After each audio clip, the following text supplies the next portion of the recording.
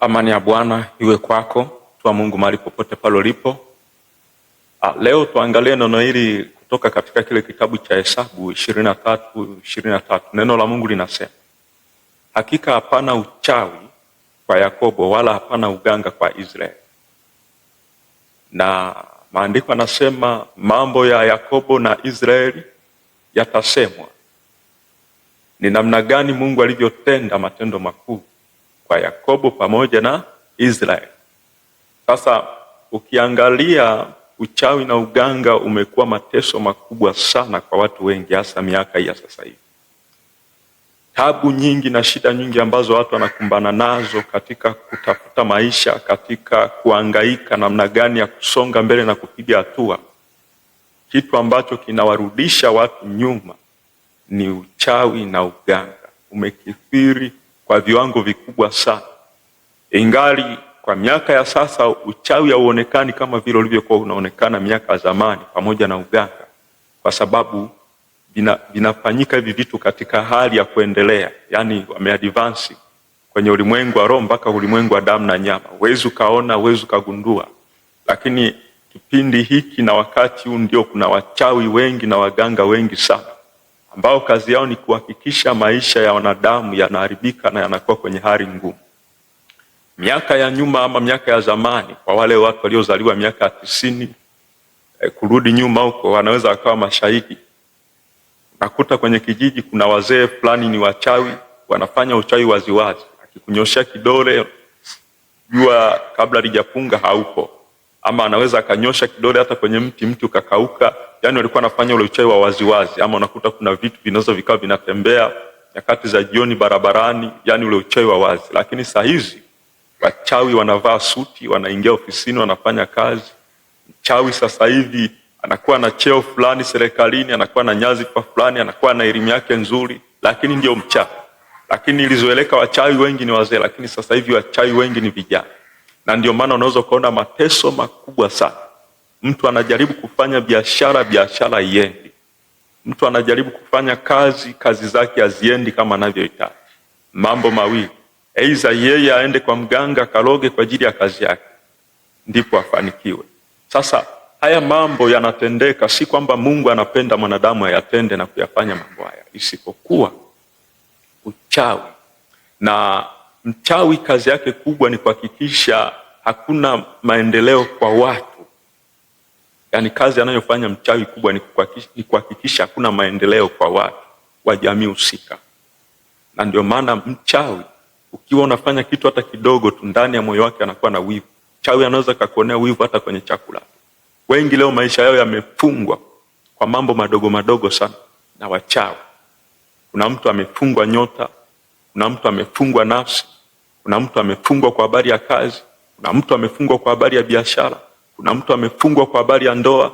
Hawezi kufanikiwa juu ya jambo lolote, lakini nani aliyesababisha kufanya mambo hayo? Ni wachawi tu, ambao tunaishi nao katika mazingira tunayoishi, tunaishi nao katika jamii tunazoishi.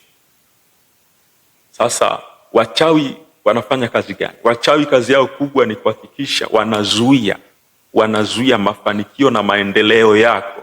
Wewe mtu usifanikiwe katika hali ya kawaida. Wanatumika kama chambo katika ufalme wa giza na shetani, katika kuhakikisha watu wanabaki kuwa katika hali ya uduni, katika hali ya chini. Alafu wanapokuwa wameshindwa hawa watu, wanatoka ili waelekee kwa mganga wa kienyeji. Unaona sasa? Yani mchawi anatumika chambo kwa ajili ya kukulostisha wewe. Wewe unapokuwa umefikia viwango vya kushindwa, unatafuta mganga, ukiamini kwamba kwa mganga utakwenda kupata msaada, kwa mganga utakwenda kufanikiwa. Lakini nuru hata siku moja haiwezi kufanikisha, giza hata siku moja haliwezi kufanikisha. Ila kitakachoweza kufanikisha siku zote ni nuru. Na nuru unaipata wapi? Nuru unaipata kwa Mungu. Nuru haipatikani kwenye nguvu za giza, kwenye ushirikina. Sasa mtu anapokuwa anatoka na kwenda kwa mganga, tafsiri yake tayari ameshaumizwa na huyu mchawi. Anapotoka kwenda kwa mganga, tafsiri yake mchawi ameshafanya majukumu yake, ameyatimiza. Sasa huyu mtu anatoka na kwenda kwa mganga, manake amesendiwa kwenye ulimwengu wa roho aende kwa mganga. Anapokwenda kwa mganga, sio kwamba anakwenda kutatuliwa matatizo. Anapokuwa anakwenda kwa mganga huyu mtu, manake anakwenda kuiuza nafsi yake kwa shetani. Na lengo kubwa la shetani wewe upate mateso na uhangaike, uwatafute waganga, ni kwenda kuiuza nafsi yako, mwisho wa siku ukose kwenda mbinguni. Kwa sababu Mungu amekataza mambo ya uganga, Mungu amekataza mambo ya uchawi. Kusoma vile vitabu vya Hesabu na vile vitabu vya mambo ya Walawi, Mungu anakataza kupiga bao, Mungu anakataza kupiga ramli, Mungu anakataza kusomewa nyota. Lakini leo watu wengi ndo wamekuwa wakikimbilia huko kwa waganga, wanapoona mambo yao yaendi, biashara zao haziendi, kazi zao haziendi. Lakini uganga, mtu anakwenda kwa mganga kwa ajili ya kuiloga biashara yake iuze, biashara mwingine isiuze. Leo mnafungua biashara pamoja, wenzio anapata wateja, wewe upati wateja, kwa sababu wewe umekaa hausali au uabudu, haumtumiki Mungu kwa lolote lile. Biashara yako inadolola, lakini mwenzio biashara yako inakwenda kwa sababu yeye anakwenda kwa mganga wa kienyeji, amekwenda kutengeneza kwa ajili ya biashara yake. Lakini si amekwenda kutengeneza, tafsiri yake kwenye ulimwengu wa roho ameiuza nafsi yake. Maanake huyu mtu atakapofikia hatima yake ya mwisho, anakufa katika uso wa dunia, huyu haendi mbinguni na wala hana nafasi ya kuiona pepo, isipokuwa nafsi yake ilishauzwa kuzimu. Kwa hiyo huyu ni mtu wa safari ya kwenda motoni. Sasa Mungu anasema hapana uchawi kwa Yakobo wala hapana uganga kwa Israeli. Nini maana ya Yakobo? Yakobo maana yake ni wewe ambaye unanisikiliza muda na wakati. Wewe ndio Yakobo mwenyewe. Sasa Mungu afurahishwi na kuona watu wanakuloga ama watu wanakufunga kwa uchawi wao. Na Mungu anaposema Israeli anamaanisha ni nyumba yako ama familia yako ama sehemu unapotokea, hiyo ndio Israeli yako kwa sasa. Sasa Mungu atamani kuona hata shughuli za uchawi zinatendeka na kufanyika hapo. Ndio maana Bwana Mungu anakuita katika upande wake ili umwamini yeye, umsadiki yeye, umtumikie yeye. Unapokwenda kuamini waganga, unapofuata ushirikina, tafsiri yake umemwacha Mungu na umemtegemea mwanadamu. Na maandiko amesema amelaaniwa yeye amtegemeaye mwanadamu na kumfanya mwanadamu kuwa kinga yake moyoni, akiwa amemwacha Mungu. Mungu anasema usiabudu miungu mingine isipokuwa ni mimi tu peke yangu. Unapochukua majukumu ya kwenda kwa mganga wa kienyeji, maanake umekwenda kuabudu miungu mingine. Umeona kwamba Mungu hafai, Mungu hatoshi. Na hiyo yote ni kwa sababu ya kukosa imani na kukosa kusadiki. Lakini leo ninataka nikupe faraja na tumaini la kwamba kila jambo unaloliona gumu kwenye maisha yako na kila kitu ambacho nakipitia kinakupa shida, kinakupa mateso, tukikipeleka mbele za Mungu, Mungu atakwenda kujibu. Mimi ninayezungumza hapa nimeteseka sana kwa habari ya nguvu za kichawi, nguvu za giza, nimeteswa sana kwa yazo. Lakini nilipoamini kwa habari ya Yesu Kristo kuwa ni Bwana na Mwokozi, Bwana amenitoa na amenifungua katika kifungo hiki. Leo ninaishi kwa amani, ninaishi vizuri kabisa. Ninaishi kwa raha. Nilikuwa siwezi kulala usingizi kwa sababu nilikuwa napata mateso na hizi nguvu za kichawi. Kwa hiyo hata wewe kwako inawezekana kumwamini Yesu Kristo, kumtumainia Bwana wa mabwana. Tukiingia katika kuomba, tukiingia katika kusali, tukaliitia jina la Bwana wa majeshi, utafunguliwa kiuchumi, utafunguliwa kwenye ndoa, utafunguliwa kwenye kazi, utafunguliwa kwenye biashara. Wala uganga wala uchawi vyote havitakushinda, kwa sababu ukiwa na huyu Yesu Kristo ndani yako, yeye anakuwezesha na atakushindia katika yote. Tusome kile kitabu cha Wakolosai, ile sura ya kwanza mstari wa 13. Neno la Mungu linasema, naye alituokoa katika nguvu za giza, akatuhamisha na kutuingiza katika ufalme wa mwana wa pendo lake. Huyu Mungu, jambo ambalo alilifanya kubwa ni kutuokoa kutoka katika nguvu za giza. Nguvu za giza ni zipi? Nguvu za giza ni uchawi, nguvu za giza ni uganga. Ukimwona mtu anafanya uganga, hafanyi kwa ajili ya Mungu ama Mungu amempa. Mtu akiwa anafanya uganga, anafanya kazi ya shetani. Mtu akiwa anafanya uchawi, hafanyi kwa sababu amepewa ile nguvu na Mungu. Hapana, mtu akifanya kazi ya uchawi, anafanya ile kazi, ni kazi ya shetani. Mtu akiwa anatambika mizimu, hafanyi hiyo kazi kwa sababu amepewa huo upeo na Mungu, isipokuwa anafanya kazi ya shetani. Mungu achangamani na mizimu, Mungu achangamani na uganga, Mungu achangamani na uchawi. Mungu achangamani na mila na desturi zinazoashiria ushirikina.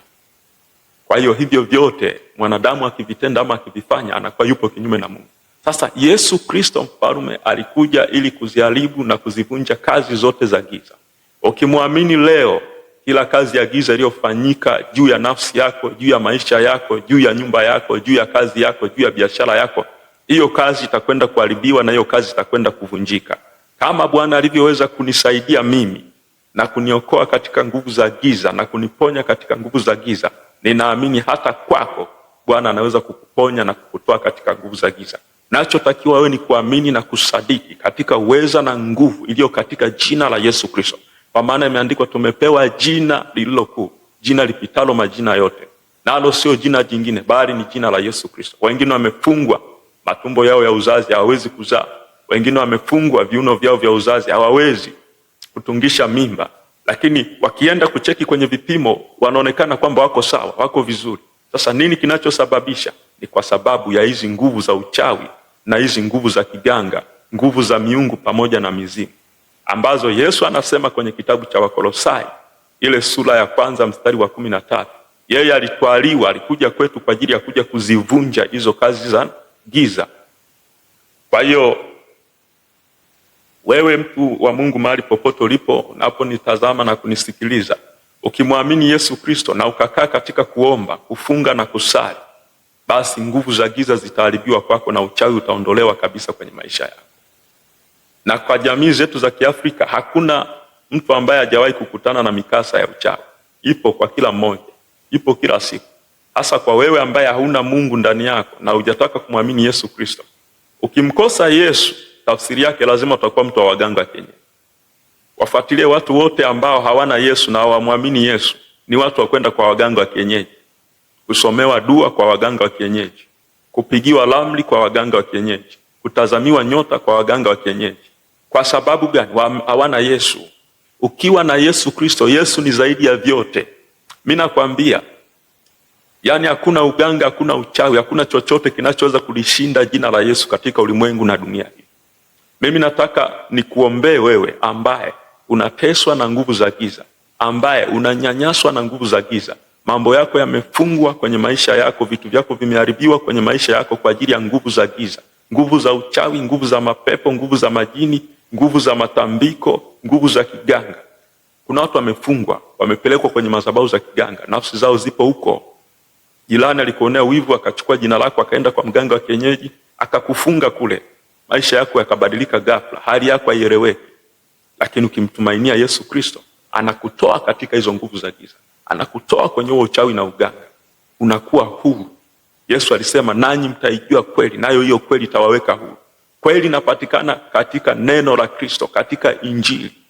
Na Injili ni uweza wa Mungu letao wokovu kwa watu wote. Ukimwamini Yesu Kristo na ukaiamini Injili na ukaamini katika uweza na nguvu zake, hizo nguvu za giza ambazo zinakutesa, zinakunyanyasa leo, zitakwisha. Kuna mtu litakiwa awe na cheo, lakini hana cheo leo kazini kwake.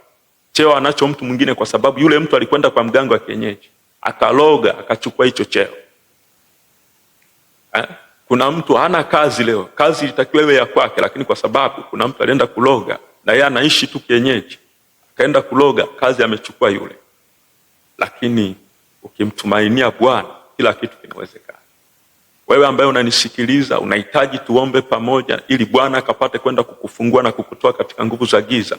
Unaweza ukanitafuta kwa mawasiliano haya 0762755463, namba ya Voda. Narudia tena, unitafute kwa namba